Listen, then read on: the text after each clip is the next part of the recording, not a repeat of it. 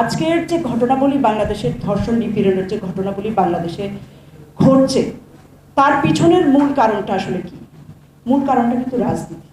আপনার একটা দেশের রাজনীতির উপরে নির্ভর করে, একটা দেশের বা রাষ্ট্রের রাজনৈতিক চরিত্রটা কি তার উপরে নির্ভর করে হচ্ছে একটা দেশের নারীদের অবস্থা সেই দেশে কীরকম হবে। ফলে এই জায়গায় দীপ্তি খুবই ভালোভাবে অ্যাড্রেস করেছে রাজনৈতিক যৌনসত্তা ও নারীর অধিকার প্রশ্ন। এই জায়গাটা আমার মনে হয় আমরা যদি একটু ধরতে পারি, আজকে যদি আমরা এমন একটা সমাজ ব্যবস্থা দেখতাম যেটা বেগম রোকেয়া দেখেছিলেন, সুলতানার স্বপ্ন, সেই বিখ্যাত বইটা সম্পর্কে আপনারা জানেন, একটা আধুনিক মানে বিজ্ঞান প্রযুক্তিতে উন্নত একটা রাষ্ট্র ব্যবস্থা যেখানে নারীরা পরিচালনা করছে, সেরকম একটা রাষ্ট্র ব্যবস্থা যদি আমরা গড়ে তুলতে পারতাম তাহলে হয়তো আমাদের অনেক কিছুই আমাদের পরিবর্তন হতো। যেমন আমাদের গারো সম্প্রদায়ের মধ্যে কিন্তু ধর্ষণ শব্দটা নাই।